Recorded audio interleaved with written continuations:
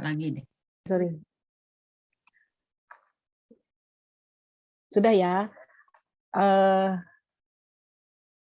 Dengan berbagai macam masalah, dengan berbagai macam keadaan yang harus kita hadapi, kita masih bisa memampukan diri, dimampukan untuk hadir mengikuti persekutuan kita pada hari ini. Mari kita membuka persekutuan kali ini dengan menyanyikan lagu, mengikuti, mendengarkan dan mengikuti dan menyanyikan lagu dari NKB 1, ayat 1 sampai 3.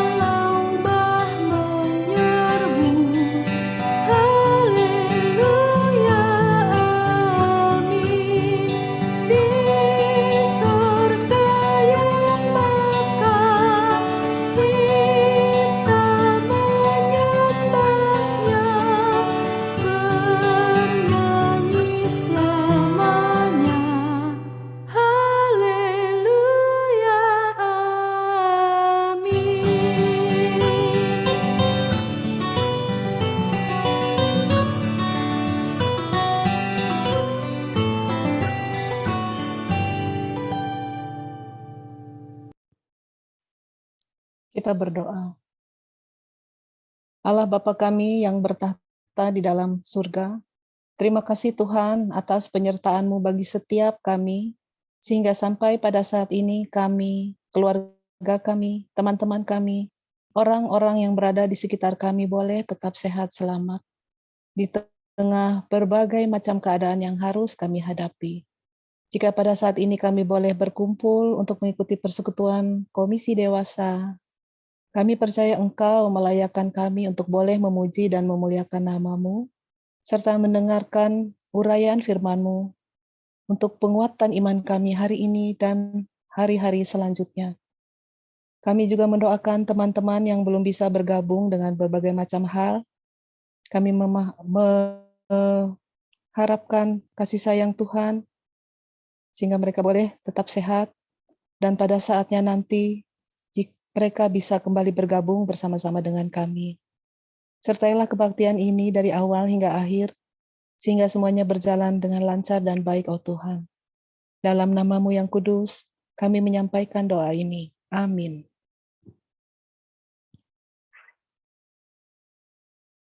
Ayat pembuka kita terambil dari Yakobus 1, ayat 2 sampai 4. Saudara-saudaraku, anggaplah sebagai suatu kebahagiaan apabila kamu jatuh ke dalam berbagai-bagai pencobaan. Sebab kamu tahu bahwa ujian terhadap imanmu itu menghasilkan ketekunan, dan biarkanlah ketekunan itu memperoleh buah yang matang, supaya kamu menjadi sempurna dan utuh dan tak kekurangan suatu apapun. Hari ini nanti tema kita adalah perjuangan dalam beriman. Perjuangan dalam beriman, kita akan mendengarkannya dari Pak Stira. Nggak apa-apa ya, ini kamera saya memang menghadap ke sana. Jadi gelap ini katanya. Kalau Ibu Inut memang ini gelap kulitnya juga, nggak apa-apa ya. Hari ini tema kita adalah perjuangan dalam beriman. Kita harus mempersiapkan diri untuk mendengarkan uraian yang akan nanti dibawakan oleh Pak Stira, dan mencoba untuk menjalaninya dalam kehidupan kita sehari-hari, karena ini ada kata perjuangan dan juga beriman, dua-duanya berat semua itu. Baiklah, kita sebelum masuk ke dalam firman, kita menyanyikan NKB 87 ayat 1 dan 3.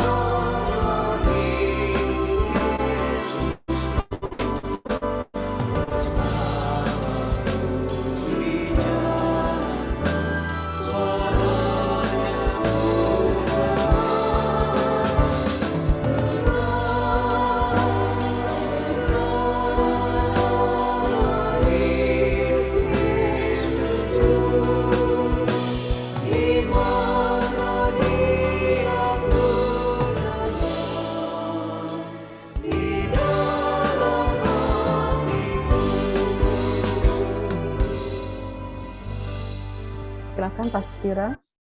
Ya, mari Bapak Ibu kita berdoa. Ya Tuhan, kami bersyukur untuk satu waktu lagi yang Tuhan berikan. Kami akan belajar dari firman Tuhan. Maka biarlah apa yang boleh kami percakapkan, boleh kami renungkan, semuanya pada akhirnya adalah dari-Mu saja. Kami mohon agar hikmat Roh Kudus yang terus memimpin kami, memberkati kami untuk boleh mengerti, memahami, lebih daripada itu untuk boleh belajar menjadi para pelaku firman. Dalam nama Yesus Kristus, kami memohon. Amin. Ya baik Bapak Ibu, ini saya mohon maaf harus menggunakan masker ya karena saya sedang tidak di rumah sendiri, saya ada di tempat lain. Seperti tema yang diminta ke saya dan sudah ada bagian Alkitabnya, kita hari ini akan membaca dari Yakobus pasal 2 ayat 14 sampai 18. Yakobus 2 ayat 14 sampai 18. Lalu kita lanjutkan dengan satu ayat dari ayat 26 ya. Jadi Yakobus 2 14 sampai 18 lalu ayat 26. Saya akan bacakan buat Bapak Ibu semua. Yakobus 2 14 sampai 18 lalu ayat ke-26. Apakah gunanya saudara-saudaraku jika seorang mengatakan bahwa ia mempunyai iman padahal ia tidak mempunyai perbuatan? Dapatkah iman itu menyelamatkan dia?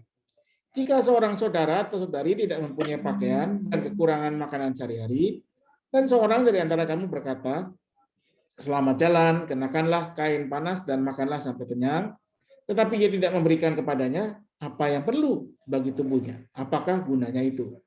Demikian juga halnya dengan iman. Jika iman itu tidak disertai perbuatan, maka iman itu pada hakikatnya adalah mati.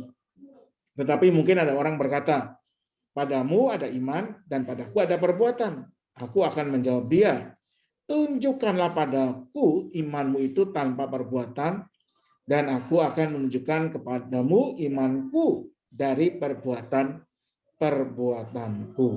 Ayat 26. Sebab seperti tubuh tanpa roh adalah mati, demikian jugalah iman tanpa perbuatan-perbuatan adalah mati. Ya, demikianlah firman Tuhan, berbahagialah kita yang mendengarnya dan melihatnya dalam hidup kita.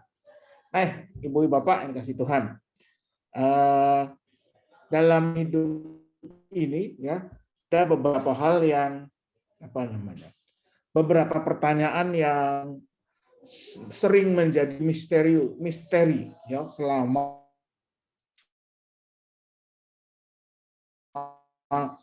berabad-abad. Dulu ada ayam atau telur. Nah, ayo ibu-ibu, saya udah berkali-kali nih kayaknya khotbah digadingin dan soal ini ya. Masih ingat nggak? Mana yang duluan ada? Telur dulu atau ayam dulu? Siapa yang mengatakan telur dulu? Boleh angkat tangan atau boleh pakai, ini kan ada raise hand ya. Nah, siapa yang setuju telur dulu, yang ada baru ayam? Ayo. Siapa yang setuju telur?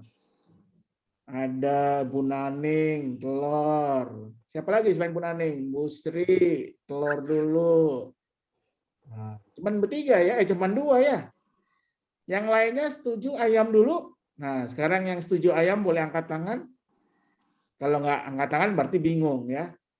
Bu Tuti, Bu Grace, Bu Sur, Bu Ella, Bu Eni, Bu Liana, Bu Enda, siapa Bu Iin, Bu Yanti, ya, wah, kayaknya banyak yang setuju ayam duluan ya. Ada Bu Lani, Bu Yani, ya, Bu Kristina, ya. Nah, jadi oke, tantangannya. Jadi ibu bapak itu ya salah satu misteri terbesar dunia katanya. Mana yang duluan, ayam atau telur? Tapi kalau yang jawab dulu saya nggak tahu apakah memang meyakini begitu atau yang masih ingat saya pernah sampaikan tahun 2000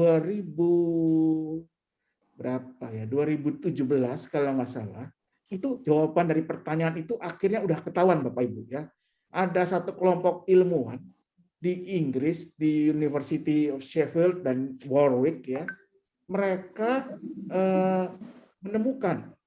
Jadi mereka membuat sebuah simulasi dengan bantuan sebuah superkomputer. Superkomputer itu komputer tapi nggak seperti komputer di rumah Bapak Ibu yang cuman satu desktop gitu ya, biasanya bawa gede gitu barangnya. Mereka superkomputer itu namanya Hector, ada singkatannya, saya lupa apa singkatannya. Dan superkomputer itu bisa membuktikan bahwa yang lebih dulu ada itu adalah ayam. Kenapa? Karena untuk terjadinya proses pembentukan telur dalam uterus, kandungan si ayam itu diperlukan sebuah protein yang namanya ovocledidin atau OVO17. Protein ini gunanya dia akan berfungsi sangat penting dalam proses pembentukan kulit telur, ya, kulit telur yang keras itu. Tanpa protein ini, kulit telur atau telur yang terbentuk dalam uterus si ayam tidak akan bisa memiliki kulit yang keras. Nah, jadi dan protein ini hanya ada dalam uterus si ayam. Kalau menurut penjelasannya begitu. Jadi dengan begitu mereka menyimpulkan ayam dulu baru telur. Nah ini menurut para ahli di situ ya, saya nggak ngerti lah gimana benar atau enggaknya, tapi paling enggak ya ada satu titik terang. Kita nggak tahu, yang namanya sains itu selalu bergerak, selalu berkembang. Siapa tahu ke depan ada jawaban yang lain. Nah, tapi dari sini kita tadi ya, itu antara ayam atau telur. Nah, sekarang kalau menurut kita, mana yang lebih dulu harus ada dalam hidup kita? Iman atau perbuatan? Perbuatan itu bisa artinya kalau dalam konteks ini bisa berarti berdoa, beribadah, atau melakukan perbuatan baik ya. Mana yang menurut ibu bapak yang lebih dulu harus ada? Iman dulu atau perbuatan-perbuatan itu? Iman dulu, Pak. Iman dulu. Ya. Iman ya. Siapa yang setuju iman? Boleh lagi angkat tangannya atau pakai raise hand. Siapa yang banyak ya? Ya, Pak Tulus, Bu Kristina, Bu Ella, Bu Endah, wah ini banyak nih ya. Kalau yang setuju perbuatan-perbuatan dulu yang harus ada, sekarang yang iman boleh turun tangan. Yang setuju perbuatan dulu, nah ini Bu Lani juga menjawab di chat ya, iman. Bu Tuti, nah Bu Iin, ya. Oke, boleh turun tangan ya. Jadi ya iman atau perbuatan dulu ya. Kalau kita membaca teks kita hari ini, sepintas kita akan temukan jawabannya bahwa yang penting itu perbuatan, bukan iman. Ya. Itu kalau kita baca sepintas. Tetapi sebetulnya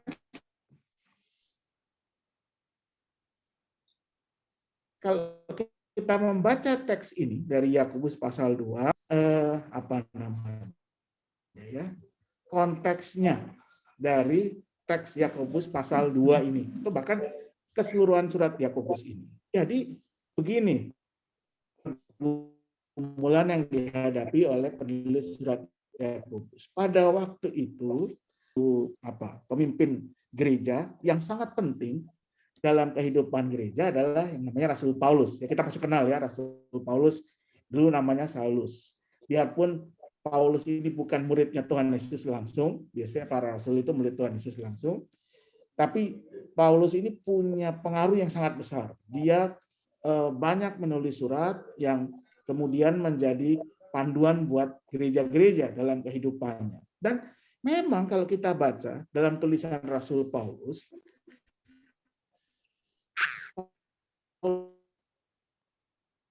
itu sangat menekan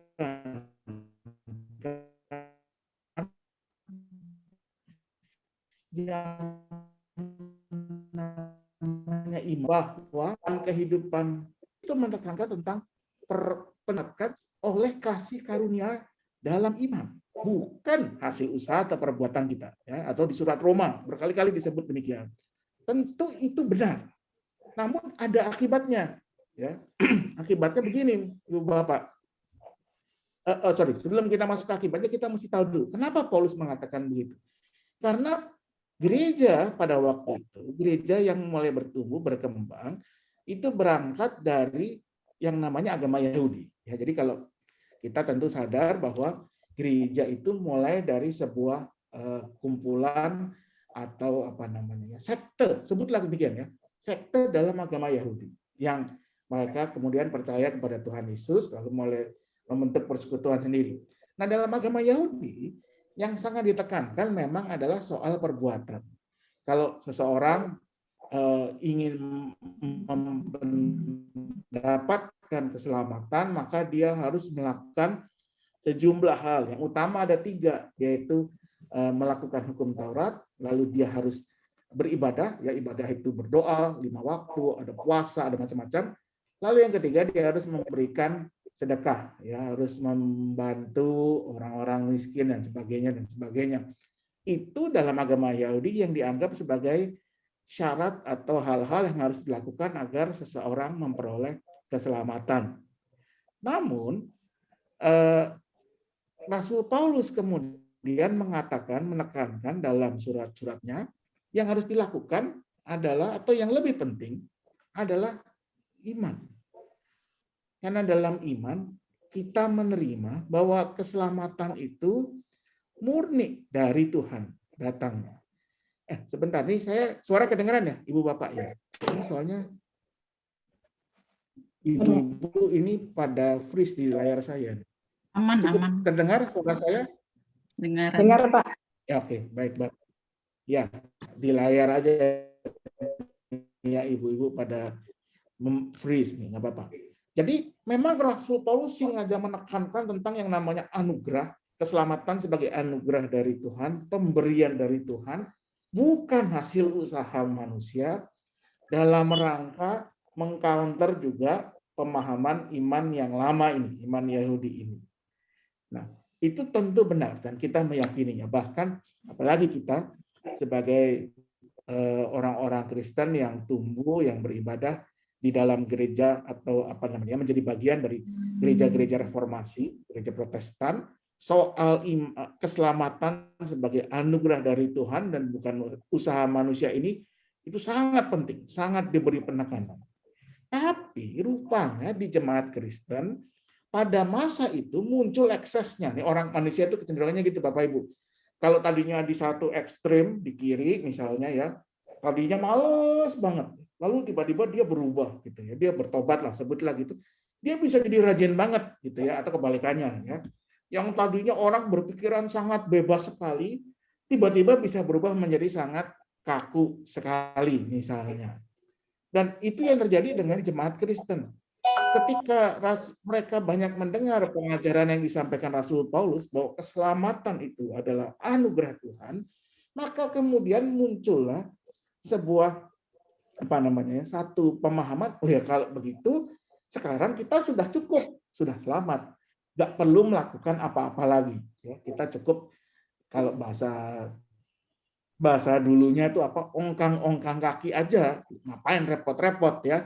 Oh kita sudah selamat, tidak perlu lagi repot-repot berbuat baik, tidak perlu lagi repot-repot melakukan apa yang dikatakan oleh firman Tuhan, dan sebagainya. Ya, jadi karena dari Paulus mencoba mengcounter warisan dari agama Yahudi itu, maka ada di antara jemaat yang kemudian justru jatuh ke ekstrem yang lainnya.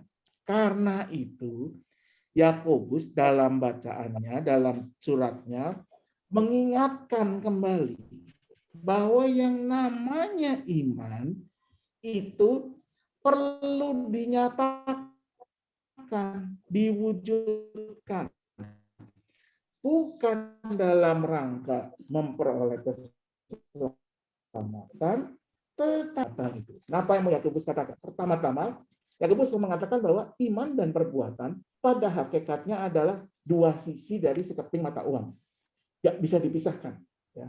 Ini analogi yang kuat sekali dikatakan Yakobus. Di ayat 17 dia katakan, iman tanpa disertai perbuatan adalah mati.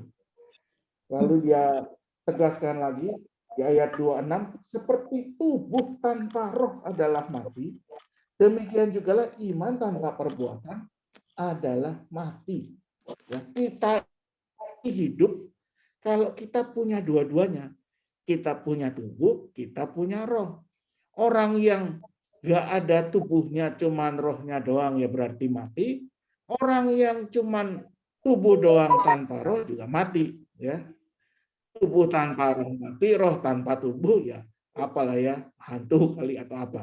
Perlu dua-duanya untuk menjadi satu kehidupan.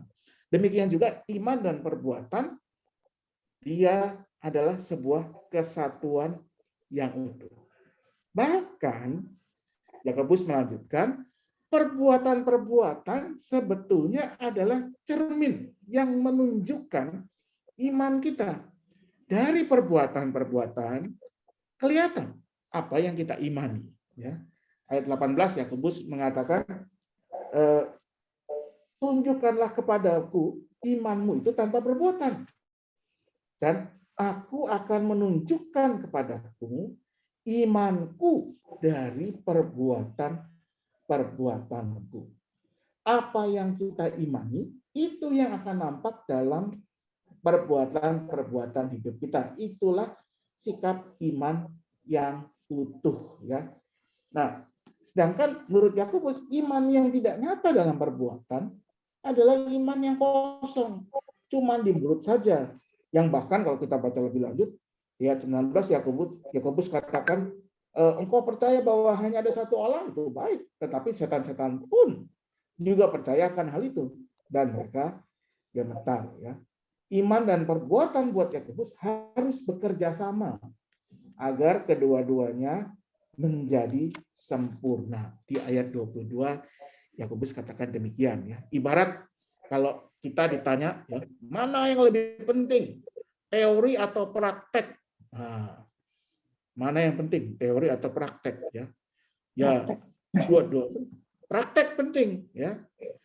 Tapi kalau orang hanya praktek, lama-lama dia tidak bisa meneruskan apa yang dipraktekkan itu. Pasti akhirnya akan menyusun teori. Kalau teori doang, itu kayak Indonesia, ya. Itu kalau Bapak Ibu mau melihat yang namanya komentator sepak bola, Indonesia itu udah paling jago. Ya, kalau ada tiap kali pertandingan bola, itu komentatornya mulai dari yang di televisi sampai yang di warung kopi, semuanya jago. Ya. Bisa membahas taktik, ya, bisa membahas peraturan, bisa berdebat soal misalnya itu gol itu penalti itu sah atau tidak misalnya. Bisa berdebat dengan ini dan bisa juga ya termasuk menggoblok-goblokkan wasit ya atau pelatih gitu. Jago banget lah pokoknya ya. Kalau nanti mau apa Piala Dunia atau apa, wah kita nonton TV itu komentator kita jago-jago semua. Tapi dalam kenyataannya timnas Indonesia ya dari dulu ya begitu-begitu aja ya, nggak pernah masuk ke Piala Dunia misalnya ya. Kalah mulu, ya, terakhir kalah tuh ya lawan mana? Lawan Thailand. Nah, itu ya pelatihnya sudah didatangkan dari Korea dan dia memang bilang sih ini nggak bisa sekejap ya karena kurang bagus ya, kurang terlatih, kurang baik. Jadi iman dan perbuatan bisa diibaratkan juga seperti teori dan praktek. Iman itu harus dinyatakan lewat perbuatan-perbuatan kita. Dengan demikian, kata Yakobus, iman dan perbuatan bekerja sama menjadi sesuatu yang sempurna. Nah, apa yang bisa kita pelajari dari firman Tuhan hari ini, Ibu Bapak? Pertama, menjadi orang percaya, menjadi orang yang meyakini, beriman, bahwa kita sudah beroleh anugerah dari Tuhan, itu penting, benar. Tetapi bukan berarti lalu kita diam-diam saja. Artinya kita tenang-tenang, toh saya sudah selamat. Sebaliknya, keyakinan iman itu harusnya mendorong kita untuk berjuang. Kalau ikut saya meminjam tema kita hari ini ya, untuk mewujudkan apa yang kita percaya itu. Kalau kita meyakini Tuhan adalah Tuhan yang baik, ya, Tuhan yang mengasihi manusia, maka kita dipanggil juga untuk belajar mengasihi orang lain. Kalau kita meyakini Tuhan itu adalah Tuhan yang yang maha pengampun, yang mengampuni dosa-dosa kita, maka pertanyaannya, kita sudah mempraktekkan belum mengampuni orang yang bersalah kepada kita? Kalau kita percaya Tuhan itu adalah Tuhan yang peduli, yang mau mendengar pergumulan-pergumulan kita, pertanyaannya, kita sudah mau belum mendengar orang lain yang bergumul, yang menyampaikannya kepada kita, atau kita abaikan, kita cuekkan saja, ya, kita nggak peduli dengannya. Jadi rupanya menjadi orang yang percaya, mengimani keselamatan Tuhan bukan berarti kita diam, tapi justru kita diajak untuk mengerjakan apa yang kita imani itu. Filipi 2 ayat 1-12 mengatakan begini, tetaplah kerjakan keselamatanmu dengan takut dan gentar.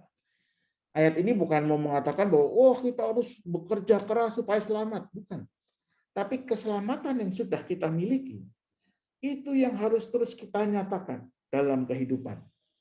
Lewat perbuatan kita, lewat perkataan kita. Apa yang kita yakini, Tuhan itu seperti apa, itu yang harus kita nyatakan dalam kehidupan kita sehari-hari. Kita membagikan kasih Tuhan, kita menyatakan kasih Tuhan, agar orang-orang di sekitar kita sungguh melihat dan merasakan apa artinya dikasihi oleh Tuhan. Nah, di situ perjuangan kita semua, Bapak Ibu yang dikasihi Tuhan. Bagaimana kita menyatakan iman kita lewat perbuatan hidup kita. Bukan supaya kita selamat, tetapi justru untuk menyatakan apa itu keselamatan kepada orang-orang di sekitar kita. Nah, saya mau cerita Bapak Ibu mungkin pernah mengalami, ya, lagi nyupir gitu, ya, kita nyupir lalu tiba-tiba, ya, kalau kita nyupir di jalanan itu kan kita sering ketemu kendaraan umum, ya. Nah, kendaraan umum di Jakarta itu kan satu kelebihannya adalah kapan mereka akan belok ke kiri ke kanan, saya nggak menggeneralisir semua, ya, ada yang begitu. Yang tahu kapan kendaraan umum itu akan belok ke kiri atau ke kanan itu kan konon kabarnya cuma supirnya dan Tuhan, gitu, ya. Tuhan juga belum tentu tahu katanya. Karena yang namanya lampu sen itu belum tentu dipakai, ya. Dia ngesen ke kanan, tahu-tahu dia ke kiri ngambil penumpang gitu. Dia sen kiri, tahu-tahu dia melambung, nyarip, ya. Suka-sukanya aja. Nah, suatu hari saya lagi nyupir, ya. Lalu ada begitu tuh, saya lupa kalau nggak salah itu Metro Mini apa Kopaja lah gitu, ya. Potong kiri kanan, ya. Kesal kan, ya. Sampai kesalahan saya memuncak tuh, saya udah siap-siap buka jendela, mau saya maki itu supir, ya. Saya lihat di kaca belakangnya tuh ada tulisannya, Tuhan adalah keselamatanku. Wah, nggak jadi deh mau dimaki, ya. Rupanya saudara seiman nih. Biarpun cara mengemudinya tidak membawa selamat sebetulnya, ya. Jadi itu mungkin yang sering kejadian, ya, bahwa apa yang kita imani tidak nampak dalam kehidupan kita. Makanya tuh syukur juga, ya, nggak tahu mobil gereja nggak pernah ditempelin stiker sih, ya, GKI Gading Indah nanti, atau mobil pendeta ditempelin mobil pendeta Astira. Ntar begitu kelihatan nyalip kanan kiri ngebut, wah ini, ya, pendeta nggak benar ini, nggak memberi teladan di jalanan. Tapi itu yang menjadi pesan firman kita pada hari ini. Iman dan perbuatan bekerja sama agar menjadi sempurna. Ini perjuangan kita bersama. Biarlah dengan demikian nama Tuhan dipermuliakan. Tuhan memberkati kita semua. Amin.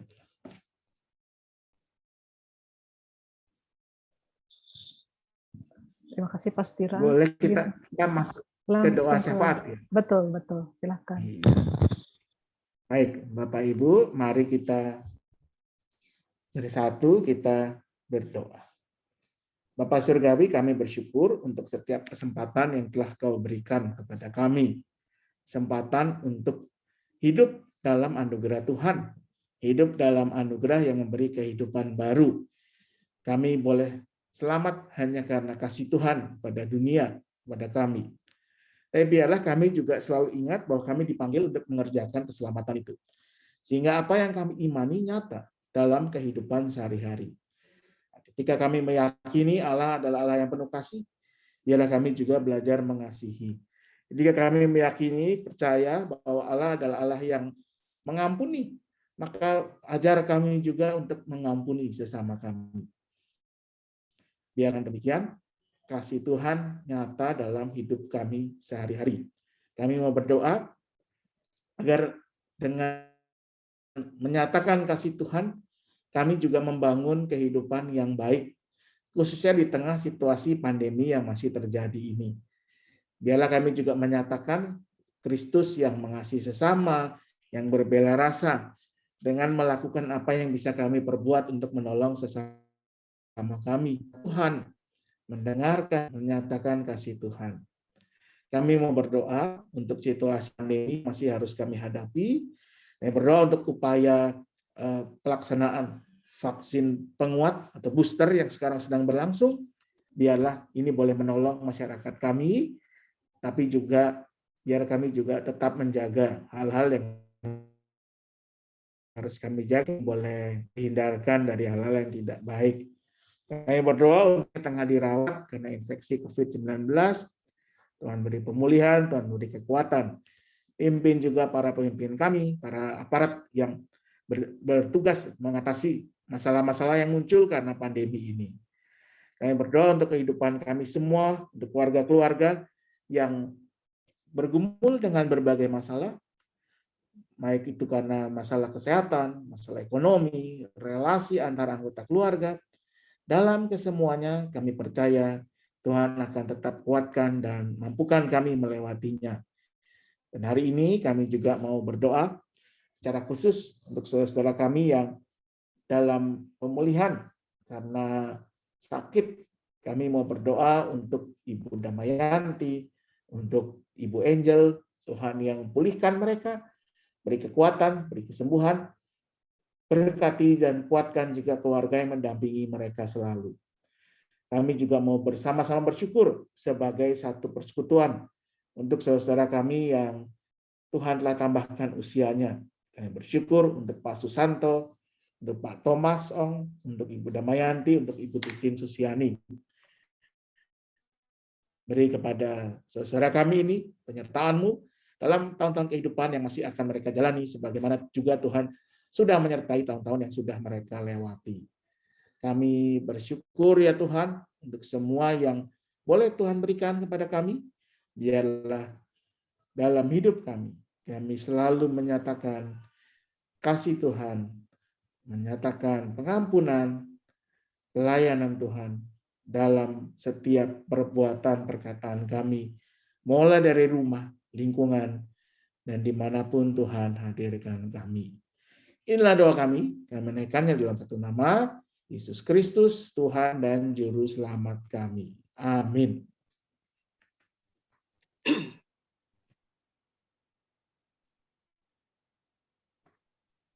Ayat persembahan kita pada hari ini diambil dari Lukas 6, ayat 38. Berilah, dan kamu akan diberi suatu takaran yang baik, yang dipadatkan, yang digoncang, dan yang tumpah keluar akan dicurahkan ke dalam ribaanmu. Sebab ukuran yang kamu pakai untuk mengukur akan diukurkan kepadamu. Persembahan bisa dilakukan dengan berbagai macam cara. Bagi yang belum bisa menggunakan QRIS atau transfer, bisa mengumpulkan persembahannya di dalam amplop dan kelak jika kita sudah kembali bisa hadir di gereja, bisa menyampaikannya secara langsung. Lagu persembahan kita pada hari ini diambil dari NKB 199. Sudahkah yang terbaik ku berikan?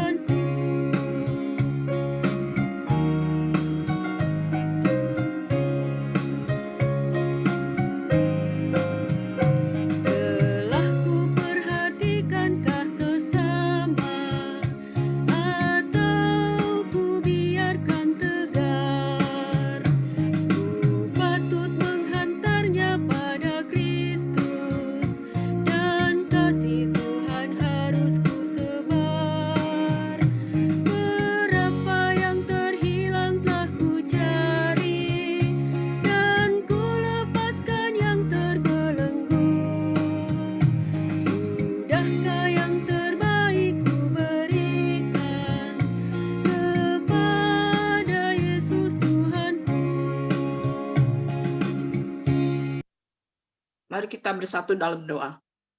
Bapa yang di surga, kami mengucap syukur dan terima kasih di mana kami masih diberi kesempatan untuk mengikuti persekutuan dewasa pada hari ini. Kami telah mendengar akan firman-Mu. Biarlah firman-Mu itu boleh menjadi pelita dan terang bagi kehidupan kami. Kami juga telah memberikan persembahan yang asalnya daripada-Mu. Biarlah persembahan ini boleh menjadi berkat untuk kemuliaan nama-Mu. Dalam nama Yesus kami berdoa dan mengucap syukur. Amin.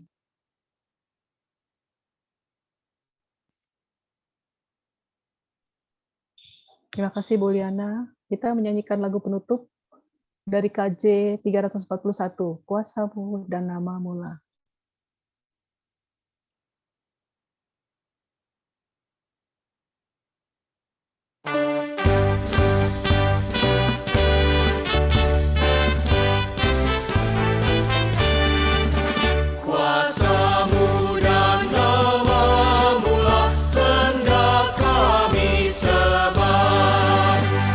Karena itu ya Tuhan, kami takkan gentar.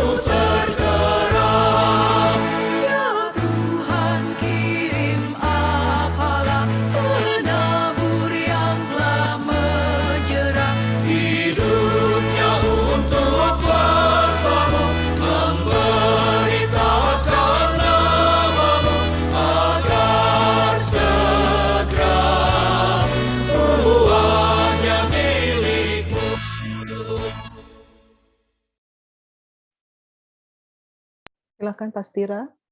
Mari kita tundukkan kepala kita. Ya Tuhan, inilah kami yang datang kepadamu.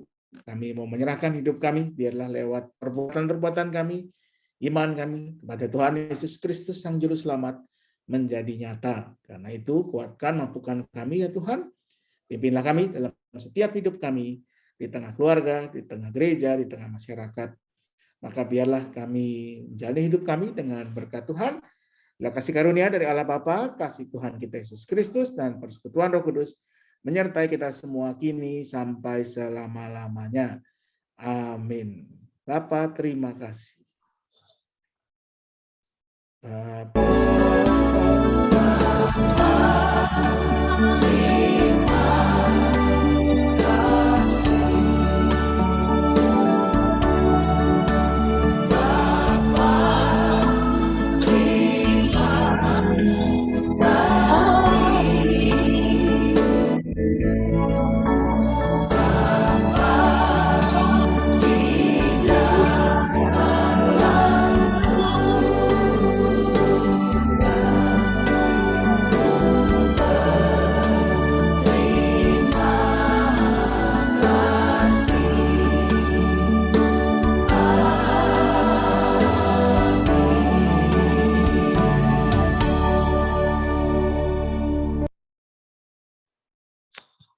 Untuk persekutuan Komisi Dewasa berikutnya pada tanggal 26 Januari 2022 dengan tema mempertanggungjawabkan iman, dibawakan oleh Pendeta Roni Nathanael, liturgos oleh Ibu Kristina dan doa persembahan oleh Ibu Trisna.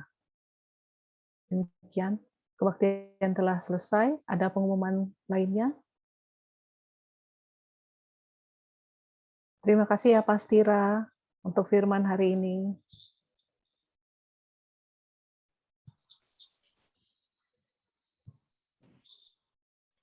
Selamat siang Ibu Bapak. Ini ada pengumuman, Bu Ella lagi ngomong, masih dimatiin. Iya. Enggak, pengumuman sementara udah cukup kok, hanya ini aja buat minggu depan. Ya. Besok pengurus Komisi Dewasa ada kebersamaan ya di jam 11 sampai jam 12. Tuh perhatiannya. Ya. Kita ke Labuan Bajo loh, Pak. Ke Labuan Bajo. Bohong, ngaco.